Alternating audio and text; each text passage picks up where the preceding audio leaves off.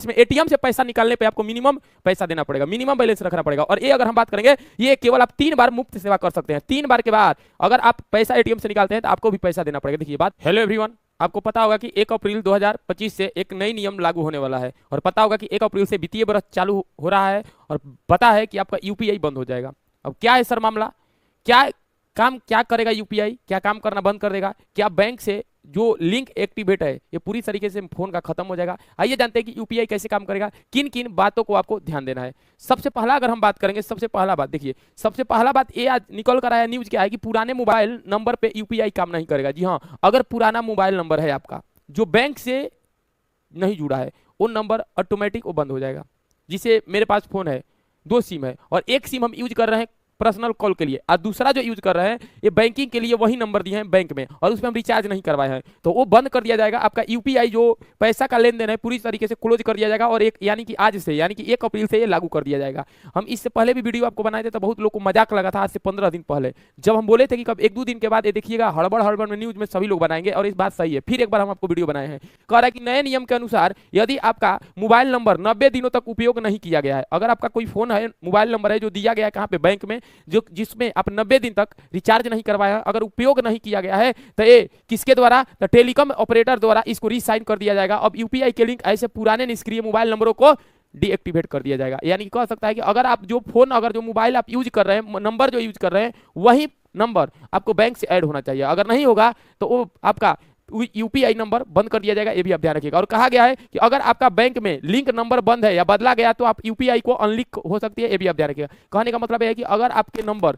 जो नंबर से आप कॉल कर रहे हैं, बात कर रहे हैं, वही नंबर क्या आपके बैंक में अंदर, बैंक के अंदर वो क्या उससे लिंक है कि नहीं है। अगर लिंक नहीं है तो जाकर करवा लीजिए, नहीं कि भारत का वित्तीय वर्ष चालू होने वाला है, 1 अप्रैल को ये सेवाएं बंद हो जाएगी, आपको यूपीआई की सेवाएं मिलना बंद। अगर यूपीआई नहीं तो हमारे पास पैसा ही नहीं, लगता है कि हमारे पास कितना भी पैसा है, लेकिन यूपीआई नहीं है तो पैसा ही नहीं है, क्योंकि यूपीआई है तो हम लोग कहीं पे जाकर, चाय की दुकान, पान की दुकान पे तुरंत स्कैनर कर कर पैसा डाल देते हैं।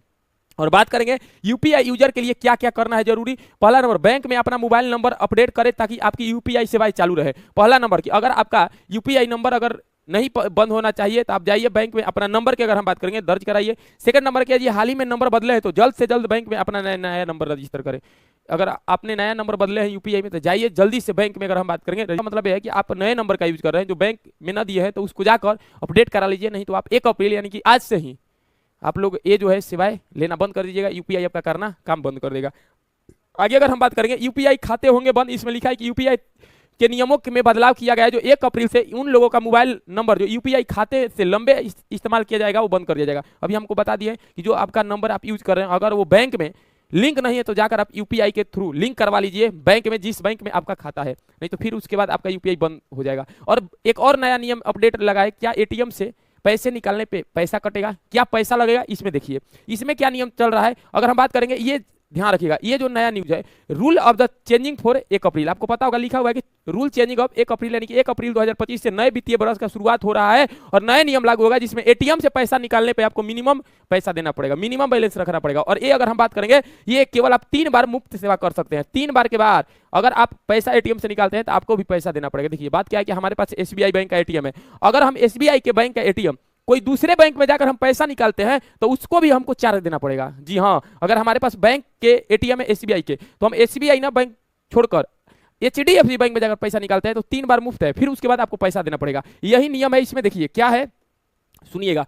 लेकिन हाँ, उससे जाने से पहले अगर आप इसमें बिहार पुलिस के कोई भी अगर लड़का तैयारी करता है, जो भी बिहार पुलिस के बनना चाहता है, जो 19,838 वैकेंसी आया है, तो आप हमारे साथ खाकी बैच में जुड़ सकते हैं। और बात करेंगे ऑफिशियल, अगर बात करेंगे तो ये आ जाएगा दीपक सर पटना अगर हम बात करेंगे पटना एप्लीकेशन पे। और बात करेंगे, ये रामनवमी और ईद के लिए छूट चल रहा था 50%, अब जाकर जल्दी से इनरोल कीजिए मात्र 149 रुपये में, और बेसिक से एडवांस पढ़िए, और जिसमें लाइव क्लास, बुक, पीडीएफ सब मिलेगा सर। आइए बात करते हैं आगे। अगर हम बात करेंगे, देखिए अब एक नियम है, आप देखिएगा यहाँ पे लिखा हुआ है, एटीएम से पैसा निकालने पर लगेगा चार्ज। जी हाँ, एटीएम के पैसे निकालने के नियम में बदलाव किया गया है, और भारतीय रिजर्व बैंक यानी कि आरबीआई ने इन निर्देश के अनुसार बैंकों से एटीएम में मुफ्त निकासी की सीमा कम कर दिया गया, यानी कि अब 3 बार ही आप किसी एटीएम से जाकर पैसा निकाल सकते हैं। ऐसा नहीं जैसे हमारे पास एसबीआई का कार्ड है, हम जाकर एचडीएफसी बैंक में निकाल रहे हैं तो केवल 3 बार, और 3 बार के बाद अगर आप चौथा बार निकाल लेंगे तो इसको पैसा लगेगा कि इनके हर पैसा निकालने पे 20 से 25 रुपए का शुल्क आपको लगेगा। और इसका अगर आप महीने में 3 से ज्यादा बार दूसरे के एटीएम में पैसा निकालते हैं तो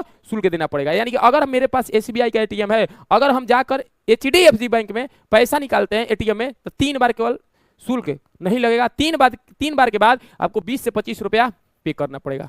ये नया नियम है बैंकिंग से, ये भी आप ध्यान रखिएगा। और दूसरा नियम यह है कि अगर आप का मोबाइल ऐप अपडेट नहीं है तो आप जाइए मोबाइल को लिंक को अपडेट करवा लीजिए। किससे? तो ध्यान रखिएगा, ये बैंकिंग से।